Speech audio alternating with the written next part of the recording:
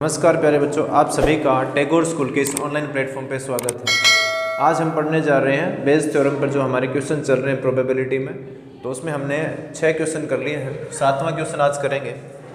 जब मैं क्वेश्चन को बुक से पढ़ूंगा उस टाइम आप लोग ध्यान से एक एक चीज़ को सुनते जाना। इसमें लिखा हुआ एक बीमा कंपनी है, तो ये थोड़ा आपको पता होना चाहिए। बीमा कंपनी वाले है ना, जो व्हीकल्स होते हैं, बाइक, कार, ट्रक, स्कूटर वगैरह, इनके बीमा करते हैं। तो इसमें बीमा कंपनी 2000 स्कूटर चालकों, 4000 कार चालकों और 6000 ट्रक चालकों का बीमा करती है। दुर्घटनाओं की प्रायिकता क्रम से 0.01, 0.03 और 0.15 है। बीमाकृत व्यक्तियों में से एक दुर्घटनाग्रस्त हो जाता है। भाई, कुछ लोग ट्रक चलाने वाले हैं, कुछ लोग कार चलाने वाले हैं और कुछ लोग स्कूटर चलाने वाले हैं। तो इन लोगों की बीमा कर रखी है। तो 3 प्रकार की घटनाएं हैं हमारे पास। घटनाएं कितने प्रकार की है? 3 प्रकार की। कौन कौन सी है? पहली घटना को मैंने E1 मान लिया और ये है, मान लीजिए पहला इसमें दे रखा है स्कूटर चालक, ठीक है, स्कूटर चालक। तो यहाँ मैं लिखूंगा स्कूटर चालक का बीमा, स्कूटर चालक का बीमा। तो इसकी प्रायिकता भी मैं लिख ही लेता हूँ। प्रायिकता अगर लिखूंगा तो PE1 लिखेंगे। इसमें मैं आपको रफली बता देता हूँ। स्कूटर चालक है ना 2000 है, 4000 लोग कार चलाते हैं और 6000 लोग ट्रक चलाते हैं। तो ये टोटल कितने हो गए? 12000। टोटल कितने हो गए? 12000। तो मुझे ये बताओ, इन 12000 लोगों में से एक का एक्सीडेंट होता है, तो वो बोल रहा है स्कूटर चालक है उसके लिए। तो स्कूटर चालक का बीमा, ये 2000 लोग बीमा करवा रहे हैं स्कूटर के लिए, ये करवा रहे हैं अपना बीमा हो रहा है यहाँ पे चालक का, ड्राइवर का हो रहा है, चलाने वाले का, और ये है ट्रक वालों का। तो अब मुझे बताओ इसमें स्कूटर की संख्या कितनी है? ये स्कूटर है, ठीक है, ये कार है और ये ट्रक है। तो स्कूटर के लिए मैं अगर प्रायिकता लिखूंगा तो इसमें देखिए ऊपर आएगा 2000 और भाग में आएगा 12000, तो ये आएगा 1/6। अगर इसी प्रकार मैं दूसरी घटना लिखूंगा तो वो है यहाँ पर कार चालक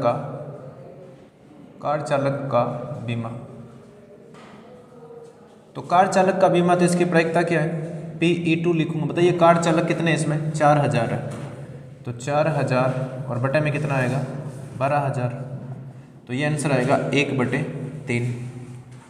अगर मैं तीसरी घटना लिखता हूँ तो वो घटना होगी ट्रक चालक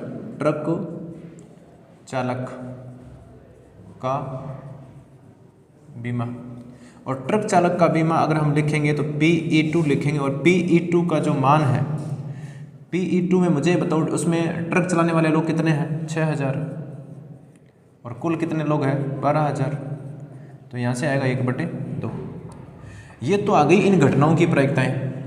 अब ध्यान से सुन लेना, बेस थ्योरम में है क्या हकीकत में। इसमें देखिए या तो 2 घटनाएं होती है या 3 घटनाएं होती हैं। अपने इस क्वेश्चन में कितनी घटनाएं? 3।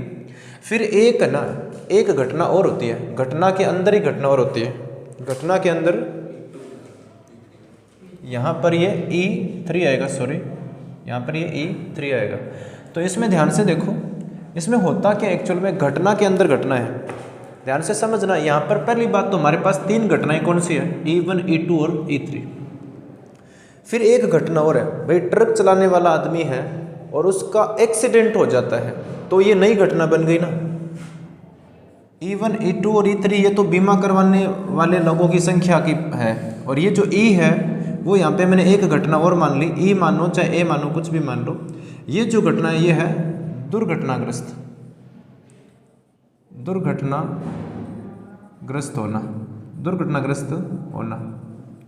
तो ये बताइए, स्कूटर चलाने वाले दुर्घटनाग्रस्त नहीं हो सकते क्या? हो सकते हैं।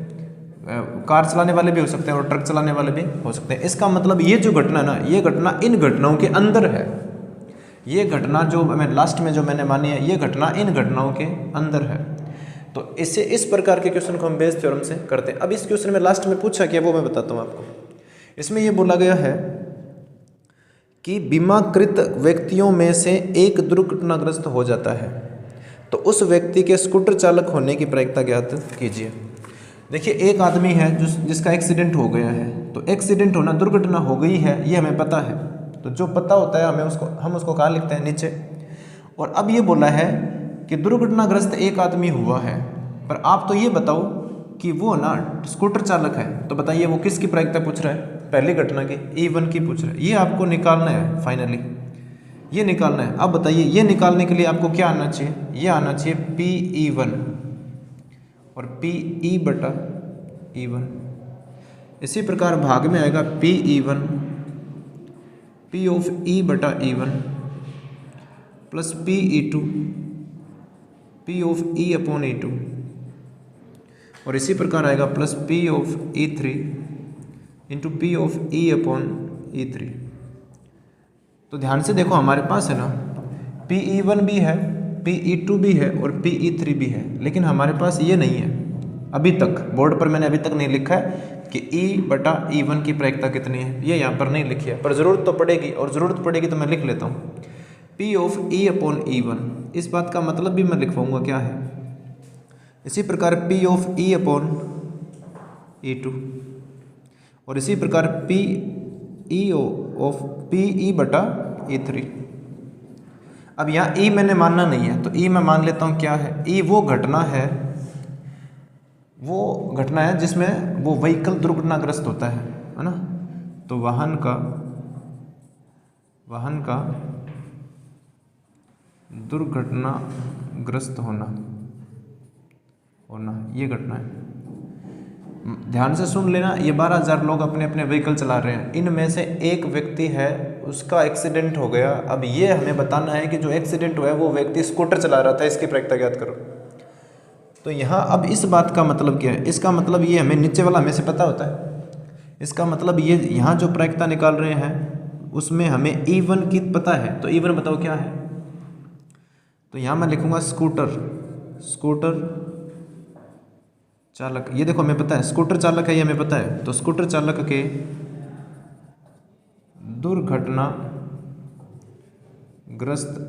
होने की प्रायिकता है। अब मुझे बताओ, ये इसने दे रखी है, ये चीज़ हमें दे रखी है बुक में। इसने बोला है कि दुर्घटनाओं की प्रायिकताएं क्रमशः, अब क्रमशः में पहले कौन आएगा, स्कूटर वाला, तो उसकी प्रायिकता हमें दे रखी है, और वो प्रायिकता है कितनी, वो है 0.01।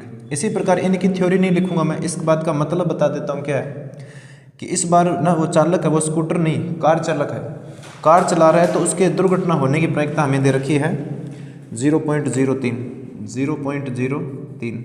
और अगर वो ट्रक चलाता है तो ये हमें पहले से पता है कि वो ट्रक चला रहा है, लेकिन उसकी जो प्रायिकता है वो है 0.15। हाँ बस इतना है। अब ध्यान से समझ लेना, आपसे पूछा गया है उसका जो फॉर्मूला मैंने एक बार तो रफली लिखा था, लेकिन अब मैं इसको दोबारा लिखूंगा। ध्यान से देखो, क्योंकि ये फॉर्मूला पहले लिखना ज़रूरी होता है। आप लोगों को ये पता होना चाहिए कि हमें ज़रूरत पड़ेगी E बटा E1 की, E बटा E2 की और E बटा E3 की, तो वो मैंने बना लिया यहाँ पे सारे। अब ये फॉर्मूला मैं यहाँ ऊपर लिखूंगा, ठीक है। मैंने बोला था कि नीचे ना हमेशा प्रायिकताओं का सम आता है, मतलब प्रायिकताओं का योग आता है। तो इसमें कितनी अलग अलग घटनाएं हैं, 3 है, तो तीनों का योग होगा। ध्यान से सुन लेना, मैं थ्योरी लिखूंगा यहाँ पे पहले। हमें पता है कि दुर्घटना हो गई है ना, यदि चालक दुर्घटनाग्रस्त हो तो उसके स्कूटर चालक होने की प्रायिकता, और इसे हम लिखते हैं P। अब ध्यान से सुन लेना, चालक दुर्घटना उसकी हो गई है, तो जो पता है उसको हम हमेशा नीचे लिखते हैं। स्कूटर चालक को मैं क्या लिखूंगा, E1 लिखूंगा, ठीक है। अब यहाँ आपको इसका फॉर्मूला आना चाहिए P of E1 into P of E upon E1।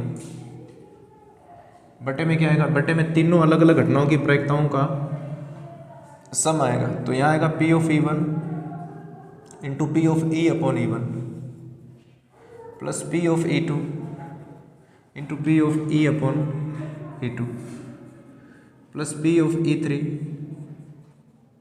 Into P of E upon E3, ठीक है। ध्यान से देखो, यहाँ अगर मैं इन सभी के मान रखता हूँ तो मुझे बताओ पहली घटना की प्रायिकता कितनी है, 1/6। 1/6 गुणा में E/E1 है। E/E1 की प्रायिकता हमारे पास कितनी है? E/E1 की प्रायिकता हमारे पास 0.01 है। फिर भाग में देखिए यही आएगा 1/6 और गुणा 0.01 प्लस, फिर जो दूसरी घटना उसकी प्रायिकता हमारे पास 3 है, 1/3 सॉरी, और इसके गुणा में आएगा 0.03। इसी प्रकार हमारे पास जो तीसरी घटना उसकी प्रायिकता हमारे पास क्या है? 1/2 है, 1/2 और गुणा में आएगा 0.15। ध्यान से सुन लेना, मैंने यहाँ से सभी मान देखकर उसमें लिखे हैं ना, पुट कर दिए। तो इसे अगर हम हल करते हैं तो इसे मैं लिख सकता हूँ 0.01/6।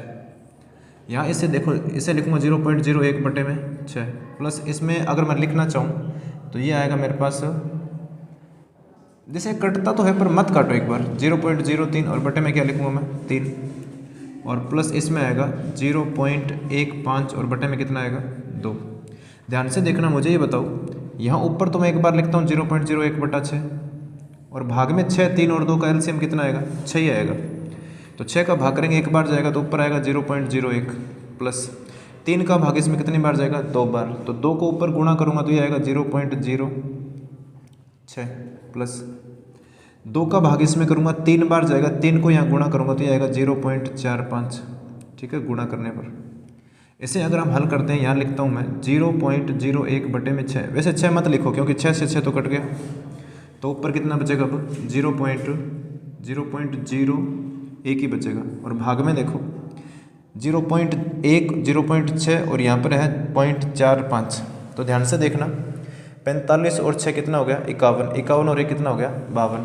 तो इसका मतलब है 0.52 है, पॉइंट से पॉइंट हट गया तो आंसर आएगा 1/52 और ये हमारा फाइनली आंसर है। ठीक है, जो आपसे पूछा गया, यदि वो चालक दुर्घटनाग्रस्त हो गया तो उसके स्कूटर चलाने की प्रायिकता ज्ञात कीजिए, मतलब स्कूटर चालक होने की प्रायिकता ज्ञात कीजिए। तो मैं फिर बता देता हूँ, बेयोस थ्योरम के जो क्वेश्चन है उनमें आप लोगों को अलग अलग घटनाओं को पहचानना आना चाहिए और कौन सी घटना पहले घटित हो चुकी है और किसकी वो पूछ रहा है, ये अलग से आपको पता होना चाहिए। अब हम बात करेंगे नेक्स्ट क्वेश्चन की और वो क्वेश्चन नंबर होगा 8।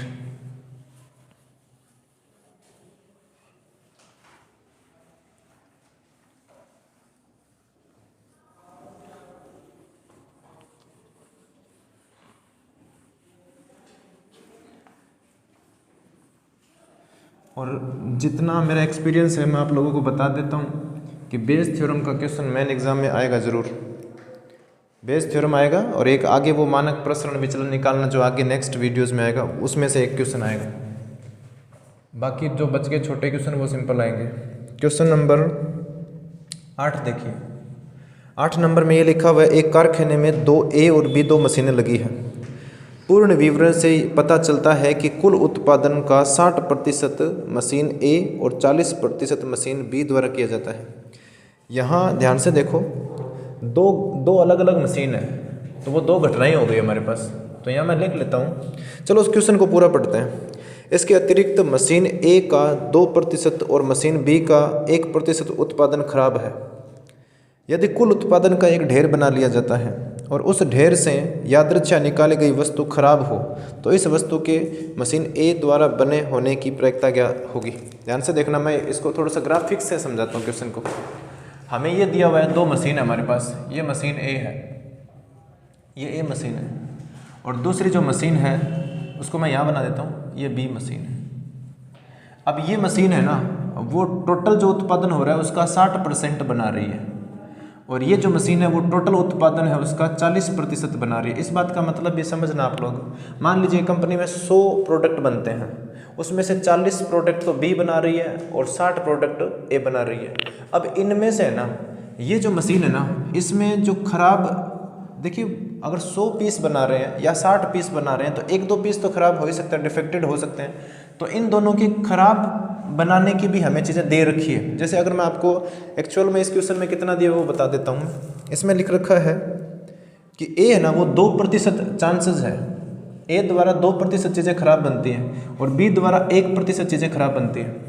ठीक है, अगर मान लीजिए ये अकेला 100 बनाता है तो उसमें से 2 वस्तुएं खराब बनेगी और अगर ये अकेला 100 बनाता है तो इसमें से 1 वस्तु खराब होगी। खराब होने की भी प्रायिकता दे रखी है। आगे देखो, इसमें फिर ये बोला गया है कि ये सब, इन सभी चीज़ों को मिलाना है, आपको एक ढेर बनाना है। मान लीजिए एक साथ एक रूम में रखना है, इन सबको मैंने एक साथ रख दिया, ए और बी जितनी भी सारी चीज़ें बना रहे हैं उन सबको हमने एक साथ रख दिया। अब इसमें से मान लीजिए कंपनी को बेचने के लिए एक प्रोडक्ट निकालना है। कंपनी अगर कोई सामान बेचेगी तो इसमें से एक ही तो निकालेगी ना, एक बार एक बेचना है तो वो एक निकाला और वो खराब निकल गया, वो खराब है। एक प्रोडक्ट निकाला है और वो खराब निकल गया, ये पता चल गया खराब है। पर ये बताओ कि ये खराब इसमें से आया है या फिर इसमें से, ये पूछा है आपसे, ठीक है। ये जो खराब वस्तु निकली है तो खराब तो ये भी बना रहा है और ये भी बना रहा है, पर बताना आपको ये है कि वो पहली मशीन से आया है ना, किससे आया है? इस मशीन से आया है। तो बताइए, आपको खराब होने की प्रायिकता को हम E मानेंगे, इस घटना को मैं E1 मानूंगा, इसे मैं E2 मानूंगा। आपको करना क्या है, आपको पता है कि वस्तु खराब है और जो चीज़ें हमें पहले से पता होती है वो नीचे आती है, जिसकी हम निकाल रहे हैं वो कहाँ आएगा? ऊपर। तो आपको फाइनली ये काउंट करना है। तो ये तो हमें आता है, इसका फॉर्मूला आता है हमें, और जिस इस फॉर्मूले में जिन चीज़ों की ज़रूरत पड़ेगी वो सभी हम बना लेंगे, जितनी प्रायिकताओं की ज़रूरत पड़ेगी वो सभी बनाएंगे। तो सबसे पहले हम यह मानेंगे, घटनाएँ मानेंगे, ठीक है। 8वां क्वेश्चन है ये, और इसमें पहली जो घटना है उस घटना को मैं मान लेता हूँ मशीन ए द्वारा किया गया उत्पादन, मशीन ए द्वारा किया गया उत्पादन।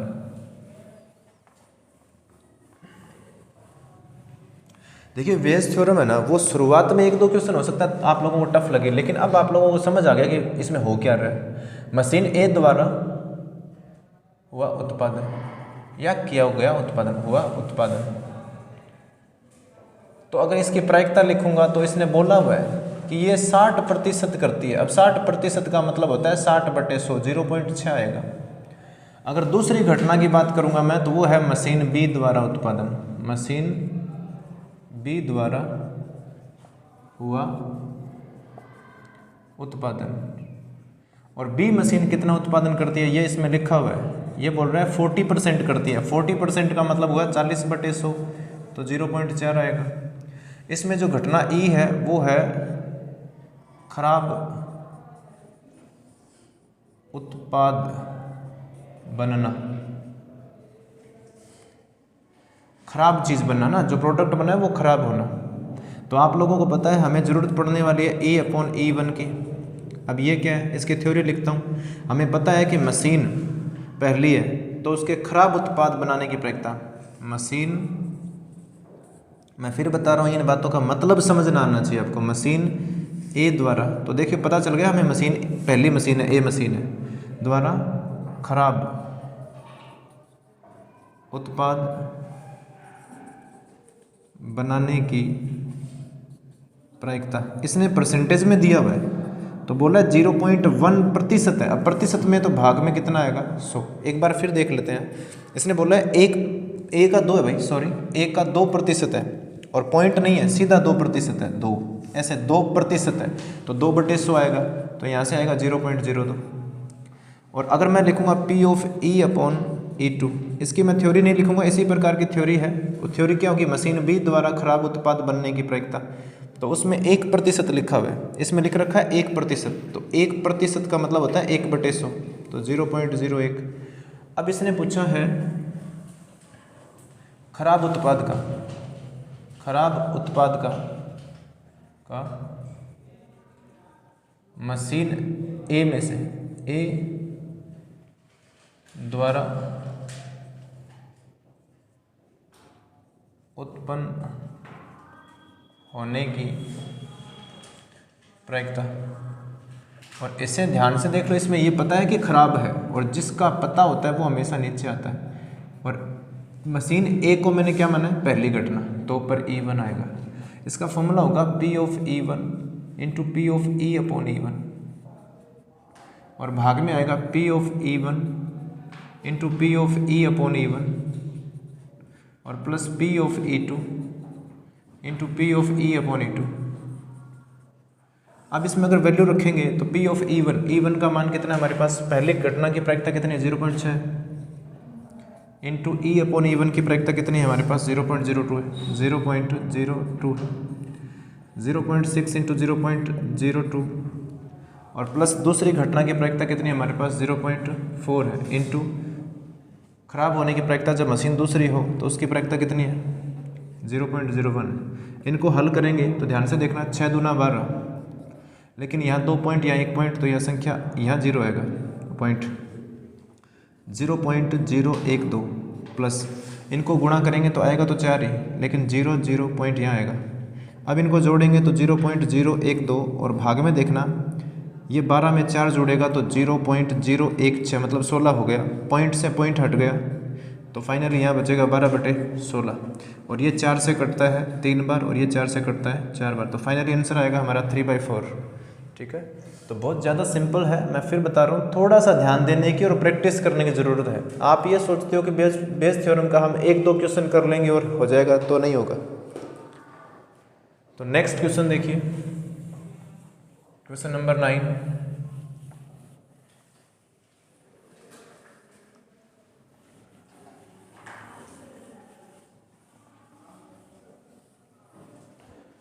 क्वेश्चन नंबर 9 देखिए, 9 में क्या लिखा हुआ है। इसमें लिखा हुआ है 2 दल एक निगम के निदेशक मंडल में स्थान पाने की प्रतिस्पर्धा में है। पहले तथा दूसरे दल के जीतने की प्रायिकताएं 0.6 और 0.4 है। आगे लिखा हुआ है इसके अतिरिक्त यदि पहला दल जीतता है तो एक नए उत्पाद के प्रारंभ होने की प्रायिकता 0.7 है। देखिए मैं बताता हूँ है क्या। मान लीजिए कोई एक निगम है, एक कोई विभाग है, और उस विभाग को अचीव करने के लिए दो दल है, 2 अलग अलग पार्टी है, 2 अलग अलग कंपनी है। वो कंपनी प्रतिस्पर्धा का मतलब कंपटीशन में है।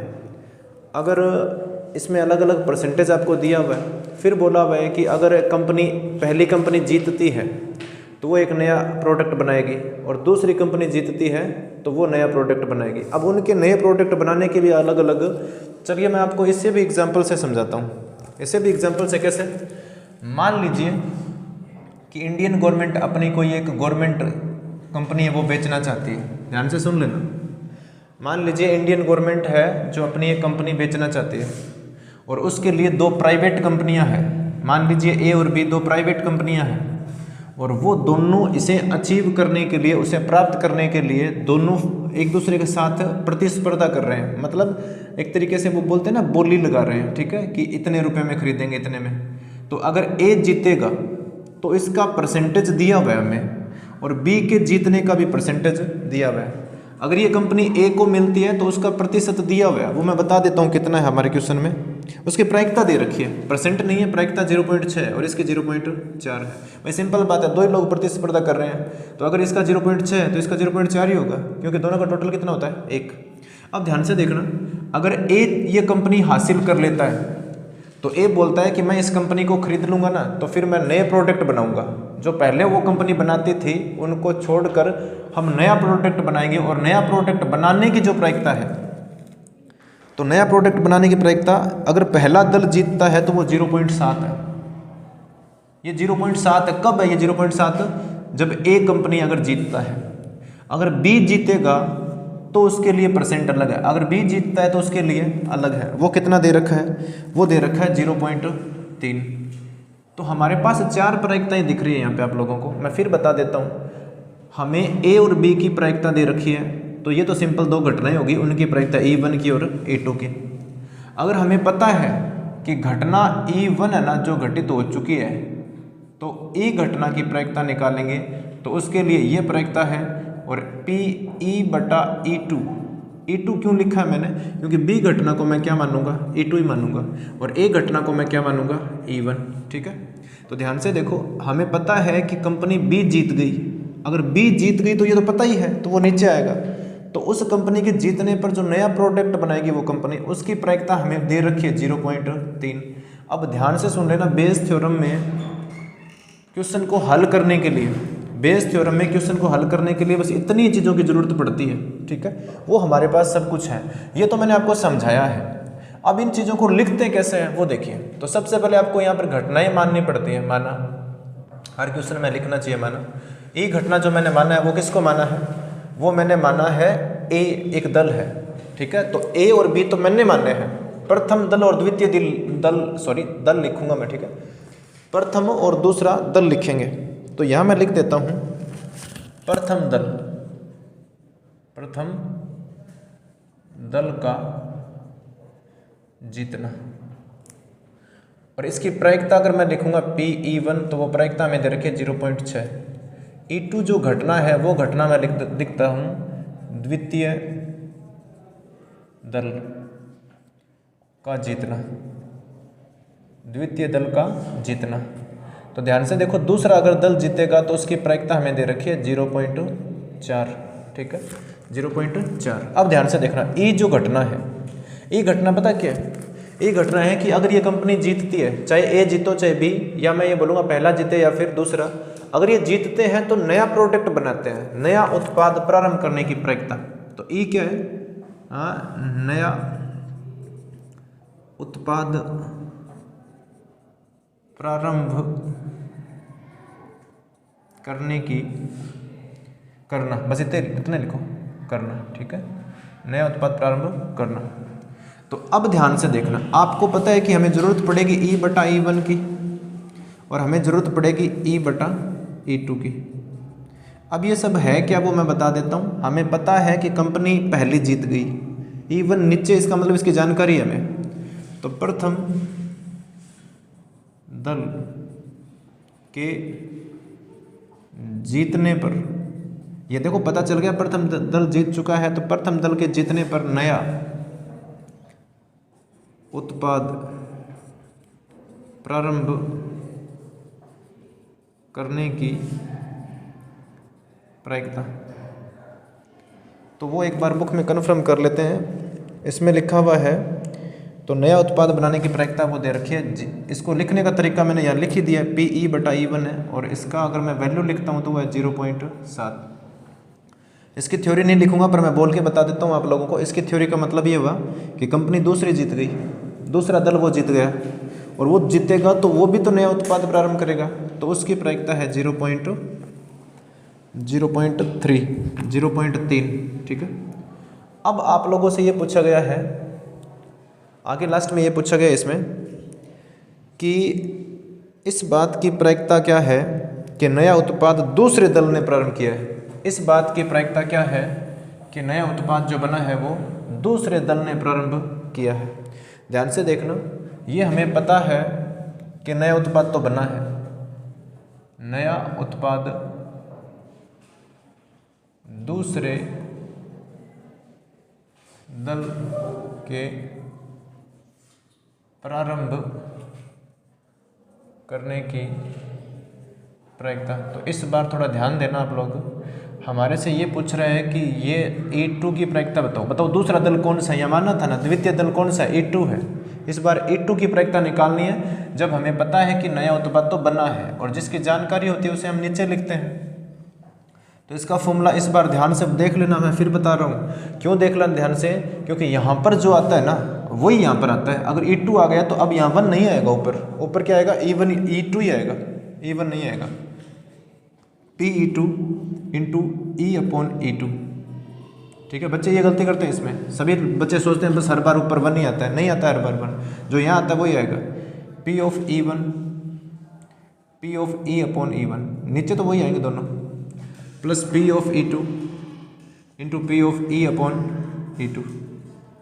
अब ध्यान देना, अगर मैं E2 की प्रायिकता देखता हूँ तो दूसरे की प्रायिकता कितनी है, 0.4 है, और इंटू PE/E2 कितना है, 0.3 है, 0.3 है।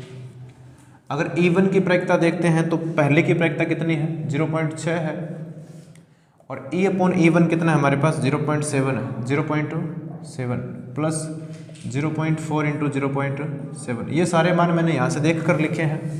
अब इनको हल करते हैं, तो ये 4 को 3 से गुणा करेंगे 12 आएगा, तो पॉइंट यहाँ आएगा। ये 7 6 के 42 हो गया, तो 0.42, और ये आएगा 0.12। इनको हल करेंगे तो 0.12 आएगा, और भाग में इनको जोड़ने पर ही आएगा 0.54। एक बार फिर कन्फर्म करते हैं, 2 और 2 4 हो गया, 1 और 4 5 हो गए। पॉइंट से पॉइंट हटाएंगे तो हमारे पास आएगा 12/54, और ये कटता है 2 से, तो 2 से काटूंगा तो कितना आएगा 11, और इसे 2 से काटेंगे तो कितना आएगा 27। तो फाइनली आंसर आ गया 11/27। ये था हमारा। 1 मिनट से 2 से कटा है क्या, सॉरी 2 से काटने पर 6 आएगा और यहाँ 2 से काटने पर 6 आएगा, सॉरी। तो ये तो और कट जाएगा फिर, है ना, ये तो और कट रहा है ना, 3 से कटेगा 3 बार, और ये 3 से 2 बार, 3 से कितनी बार कटेगा 2 बार, और ये 3 से कटेगा 9 बार। तो आंसर आएगा 2/9, आंसर आएगा 2/9। तो ये था क्वेश्चन नंबर 9, और बाकी बातें हम करेंगे नेक्स्ट क्लास में। तब तक के लिए आप देखते रहिए RNTS स्कूल सरदार से। धन्यवाद। मैं फिर बता रहा हूँ, जब भी मैं 12वीं क्लास वाले बच्चों को लेक्चर में पढ़ाता हूँ तभी मैं बोलता हूँ कि इसे ज़्यादा से ज़्यादा शेयर करो और ना बाकी लोगों तक पहुँचाओ। जितने भी आपके सोशल मीडिया नेटवर्क हैं उन तक इन बातों को पहुँचा दिया करो, ताकि हो सकता है किसी बच्चे का फ़ायदा हो जाए, है ना। धन्यवाद।